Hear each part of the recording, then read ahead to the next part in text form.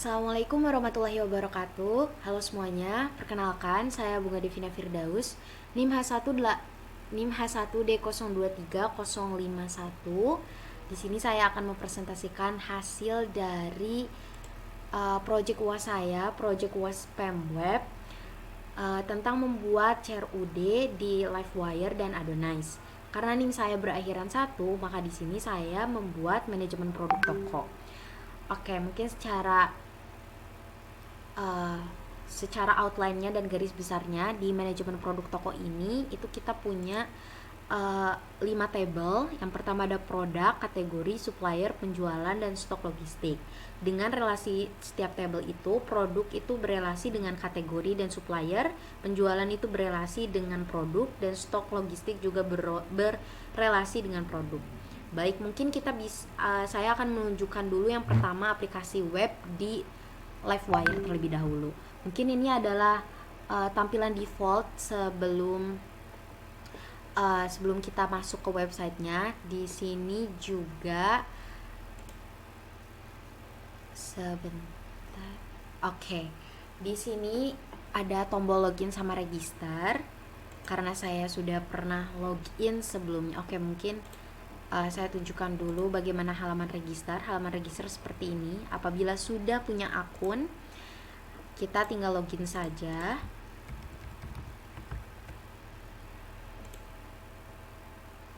Oke, setelah kita login, setelah berhasil login, ini akan langsung dialihkan ke halaman dashboard. Seperti yang udah kita tahu, kalau kita udah login, ini bakal ada namanya di sini siapa gitu. Kita juga bisa lihat profilnya. Ini seperti biasa, bisa ubah nama, update password, atau delete account. Oke, kita balik lagi ke dashboard. Mungkin Bapak mohon maaf sebelumnya, ini seperti bertumpukan karena saya di sini menggunakan saya membuat sendiri, dan ini ternyata ada bawaan dari Laravelnya, jadinya seperti bertumbukan. Oke, mungkin di dashboard sendiri ini ada kotak-kotak, ada card gini. Ini tuh menunjukkan kayak tentang total kategori yang ada pada manajemen produk toko ini. Misalnya ada 2 kategori, ada satu supplier, ada total produknya 2, dan penjualannya berapa yang didapatkan. Oke, mungkin kita bisa masuk dulu ke yang bagian kategori. Di sini di tabel kategori sendiri kita ada tambah kategori, ada edit, dan bisa delete juga. Mungkin kita bisa nambah kategori, semisal kita mau menambah sabun. Kita langsung simpan saja, dan langsung bisa dilihat di tabel kategori sudah ada sabun dengan total produknya 0 dan tanggal dibuatnya itu hari ini. Di sini kita juga bisa mengedit, misal ada sabun cair. Kita langsung aja ketik update dan langsung terupdate di tabel kategori ini. Dan juga kita juga bisa menghapus nih, delete, terus langsung ada muncul pop up seperti ini. Ya, mungkin untuk delete sendiri itu agak lama, jadi perlu ulang beberapa kali ya, dan perlu di refresh sedikit. Oke, udah terhapus. Lanjut, kita ada ke tabel supplier. Di tabel supplier sendiri itu bakal ada nama suppliernya, alamat, telepon, dan total produknya berapa. Semisal nih oke, kita bisa tambah supplier juga. Misalnya nama suppliernya Wings, Unilever, alamatnya di Jakarta dengan nomor telepon yang tertera. Kita langsung simpan aja dan langsung terupdate di tabel supplier. Di sini juga kita bisa mengedit nih. Misal Jakarta Barat. Kita langsung update aja dan langsung bisa terupdate di sini. Kita juga bisa langsung menghapus saja dan langsung terhapus. Oke. Lanjut kita ke tabel produk. Tabel produk ini seperti yang udah kita ketahui itu berelasi dengan tabel kategori dan supplier. Nih ada. Contohnya nih, kita akan nambah produk. Kategorinya langsung drop down, bisa dipilih sesuai dengan kategori yang telah kita buat dan juga suppliernya juga. Contohnya kita akan buat Coca-Cola. dengan harga Rp5.000. Stoknya kita ada 40, kategorinya kita masuk ke minuman, suppliernya dari Indofood. Langsung aja klik simpan. Lalu setelah itu akan muncul di sebelah sini. Kita juga bisa mengedit seperti biasa. Misalnya ternyata stoknya hanya ada 35. Kita langsung aja update dan nanti langsung terupdate di tabel produk ini. Dan kita juga bisa delete salah satu, contohnya kita akan delete list dan sudah terdelete. Next, kita ada tabel penjualan. Tabel penjualan di sini, misal nih, ini tuh untuk mencatat, untuk mencatat produk-produk yang sudah dijual. Contohnya, Coca-Cola nih, ternyata udah terjual, semisal ada 20 pieces. Kita langsung simpan saja. Penjualan berhasil disimpan. Lalu kita bisa lihat nih, di tabel penjualan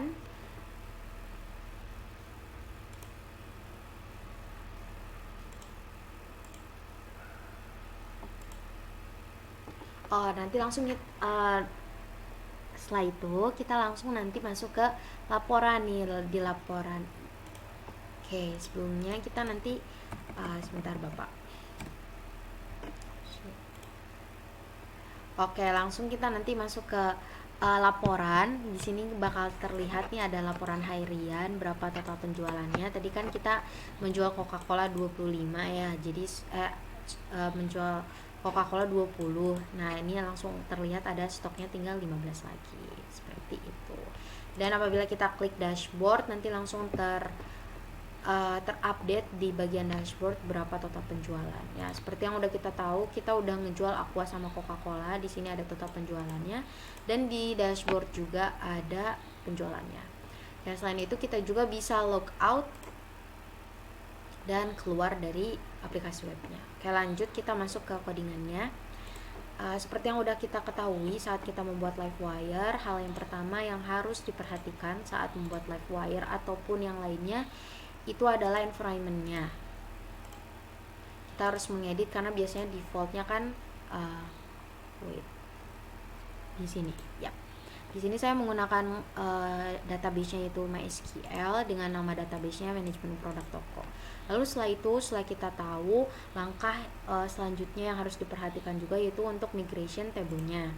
Jadi kita bisa lihat di folder database yang bagian migration. Di sini itu di Livewire sendiri saat kita membuat migration ini akan otomatis membuat modal dan juga controller. Nih di sini saya itu membuat ada kategori seperti yang udah kita ketahui tadi, ada ID, nama kategori sama timestampnya. Dan perlu diingat kalau di sini namanya itu kategoris. Untuk supplier juga ada ID, nama supplier, alamat telepon. Dan untuk produk sendiri di sini yang beda itu karena produk itu berelasi dengan tabel kategori dan supplier, makanya mengambil foreign key dari kategori dan mengambil foreign key dari tabel supplier. Untuk penjualan sendiri juga sama, ini kita mengambil foreign berelasi dengan produk, maka kita mengambil foreign key dari produk ID. Untuk stok logistik juga sama, itu berelasi dengan produk sehingga mengambil foreign key dari produk ID. Setelah migration, hal yang perlu kita ketahui juga yaitu controllernya sendiri. Untuk di Livewire sendiri kan tadi otomatis ya langsung terbuat, ada di kita ambil contoh. Nah, bisa dilihat ada di sini bagian kontrol, di sini Livewire ada dashboard, form, kategori, laporan, penjualan, produk, supplier. Nah, contohnya nih kita ambil aja yang supplier, yang kategori. Di kontrol sendiri ini otaknya ada di sini. Ini indeksnya, bagian indeks. Di sini menggunakan bootstrap untuk pagination-nya. Terus ini untuk bagian destroy, untuk function destroy yang hapus tadi kita untuk di sini itu bakal ada validasi, bakal error kalau misalnya kategori yang dihapus itu masih memiliki produk. Kalau misalnya udah 0 produknya itu langsung ke delete. Dan di sini juga ada function sort by field, jadi ascending sesuai dengan ID-nya. Lalu untuk editnya sendiri, saat kita mau mengedit kategori, kita mengambil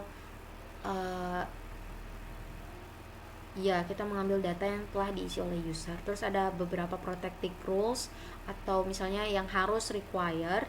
Contohnya kayak nama kategori itu require terus minimal 3 dan maksimal itu 100 kata alfabet kosakata, dan ya nama kategori wajib diisi.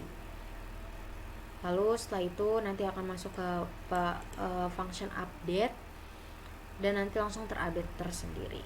Untuk create atau nambah kategori juga sama, kita ada protected message-nya rules-nya, dan juga nanti membuat kategori, nama kategori sesuai dengan yang telah kita masukkan. Lalu nanti ada pop up kategori berhasil ditambahkan seperti tadi.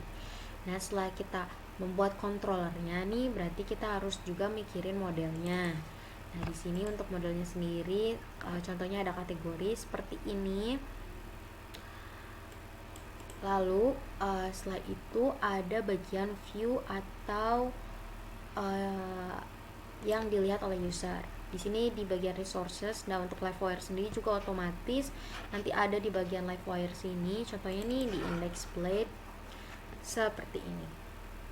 Ini seperti HTML pada umumnya.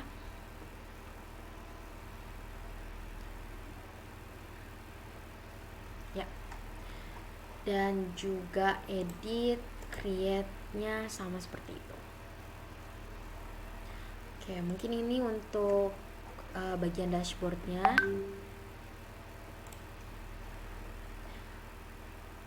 Oke, untuk tabel-tabel selanjutnya seperti supplier, penjualan, produk, laporan itu sama konsepnya seperti kategori, ada controller, ada modelnya, dan ada view-nya juga. Ya, mungkin kita bisa lanjut untuk ke aplikasi atau website untuk yang model Adonai sendiri. Nah, di Adonai sendiri ini ketika kita masuk nih ke localhost-nya, ini ada bisa login dan register. Contohnya karena saya sudah pernah login, jadi kita langsung saja isi email sama password yang sudah terdaftar dan langsung login saja. Di sini ada langsung dashboardnya.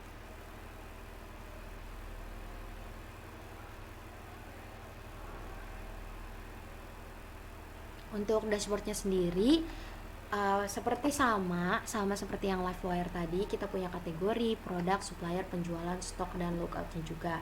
Nah, untuk di bagian dashboard sendiri kita ada total penjualan harian, ada total produk, kategori, sama supplier. Nah, Bapak mohon maaf untuk yang total produk sama kategori sama supplier itu belum terintegrasi dengan baik. Saya sudah mencobanya beberapa kali tapi masih error. Dan di sini juga ditampilkan dengan produk yang stoknya udah menipis. Oke, kita langsung aja masuk ke yang bagian kategori. Untuk yang bagian kategori ini udah ada beberapa kategori yang saya tambahkan. Mungkin kita bisa langsung nambah kategori aja. Contohnya kita nambah sabun cair. Kita langsung simpan saja. Di sini langsung ada di daftar kategori. Nah, Bapak, masalah yang saya hadapi saat membuat Adonai ini yang di bagian kategori itu bagian edit sama hapusnya itu tidak bisa, malah seperti ini terus Bapak. Sudah dicoba antara controller, modelsnya sama rootsnya itu sudah dicoba berapa kali tapi masih saja tetap seperti ini gitu. Tapi saat saya menambahkan kategori di database-nya itu udah otomatis tertambah Bapak. Ini di manajemen kategori. Nah, ini udah ada sabun cair di sini. Jadi untuk kayak mengedit sama delete kalau mau gitu manual lewat database di sini. Oke, lanjut. Kita ke bagian produk. Di bagian produk sendiri ini kita bisa nambah produk. Dan ini udah ada beberapa produk yang ditambahkan dan juga ada filter kategori. Tapi Bapak ada filter produk, tapi di sini masih sedikit error karena ini hanya menampilkan semua kategori dan semua supplier gitu. Jadi semua ke filter. Mungkin kita bisa menambahkan produk.